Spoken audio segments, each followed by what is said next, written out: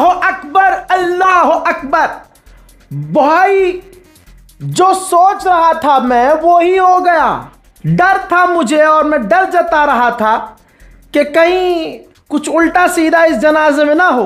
एक तरफ मशहद में खामनाई का जनाजा, जी हां, कब्र में उतारा जा रहा था और अचानक से उसी मशहद में, मशहद के करीब के ही एक इलाके में जहां भीड़ भाड़ थी वहां पर आतंकी हमला हुआ। 3 से 4 आतंकवादी IRGC की ड्रेस में उस भीड़ की तरफ बढ़े और उन्होंने ओपन फायरिंग शुरू कर दी, जिसमें ईरान की सिक्योरिटी के 3 जवान शहीद हो गए ऑन द स्पॉट और वहां भगदड़ मच गई। बहुत बड़ा कांड हो गया भाई। ये ईरान ने, हुआ यह है कि भाई 3 तो लोग ईरान के मारे गए और वो भाग गए। अब उनकी ढूंढाई चल रही है, उनको ढूंढा जा रहा है। तो ये काम मूसाद के अलावा किसका हो सकता है, हमें कुछ सोचने की ज़रूरत नहीं है।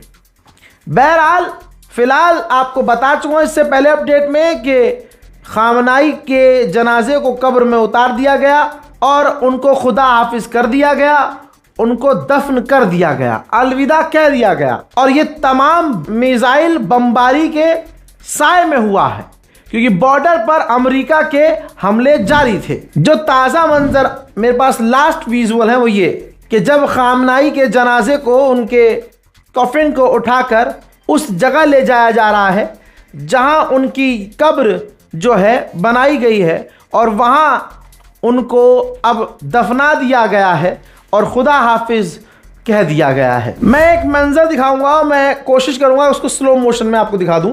ये देखिए, कुछ अम्मामे वाले आपको नजर आ रहे हैं ना। मशहद में IRGC के टॉप कमांडर, ईरान के सुप्रीम लीडर के तमाम बेटे सिर्फ मुश्तबा खामनाई को छोड़कर, और IRGC के एडवाइज़र, कमांडर, टॉप लीडर इस जनाजे में मौजूद थे, आखिरी समय मौजूद थे।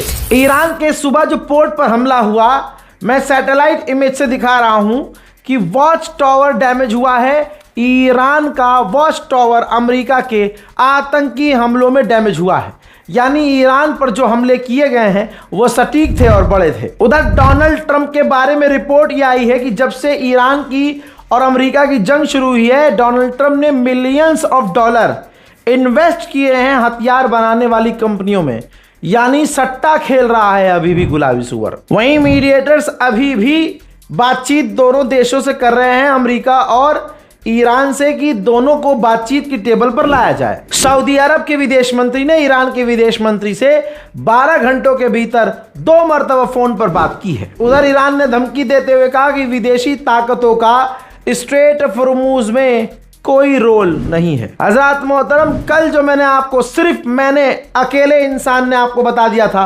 अटैक होते ही कि ईरान के 3 और IRGC के ऑफिशियल मारे गए हैं अमेरिका के आतंकी हमलों में। जो हमला कल हुआ है उनका जनाजा भी अब आपके सामने है। अल्लाह अकबर। ईरान की सरकार ने ऑफिशियली ऐलान कर दिया है कि जल्दी या कुछ समय बाद, सही समय आते ही हम अपने शहीदों के खून का बदला ज़रूर लेंगे। डोनाल्ड ट्रंप ने जब से अपने खिलाफ पोस्टर देखे हैं ईरान में, वी विल किल ट्रंप, उसकी भाई तीनों टांग कांप रही है। अब खबर यह है कि अमेरिका तैयारी कर रहा है लंबी जंग के लिए, ईरान से लड़ने के लिए वो अपने आप को मजबूत कर रहा है। हज़रात, ये रहा स्ट्रेट ऑफ हॉर्मुज़। ईरान की स्ट्रेटजी अभी भी काम कर रही है। अब जो टैंकर निकल रहे हैं वो ईरान के दिए गए रास्ते से निकल रहे हैं, ओमान के इलाके वाले रास्ते का इस्तेमाल नहीं कर रहे हैं टैंकर। अब आइए अमेरिका का झूठ देखिए, ये खुद झूठ बता रहा है, लोगों को फंसाने की कोशिश कर रहा है। कह रहा है कि स्ट्रेट ऑफ हॉर्मुज़ ईरान के कंट्रोल में नहीं है। जब से स्ट्रेट ऑफ हॉर्मुज़ ईरान दावा कर रहा है कि हमारे कंट्रोल में, तब से हम 800 टैंकरों को स्ट्रेट ऑफ हॉर्मुज़ से निकाल चुके हैं। हजरात, आपको मालूम है कि ये सरासर झूठ है। अब सबसे बड़ा अपडेट दे रहा हूं, क्योंकि भाई आप अगर मुझे देख रहे हैं तो मैं कोशिश करूंगा कि कम टाइम में ज़्यादा खबर देकर जाऊं, हर एक खबर के लिए अलग अलग वीडियो ना बनाऊं ताकि आपका समय बर्बाद ना हो। भाई साहब, डोनाल्ड ट्रंप डरा हुआ है, ये सबको पता है। अपने बयानात में वो कह चुका है कि ईरान मुझे मार सकता है, ईरानी लोग मुझे ख़त्म कर सकते हैं।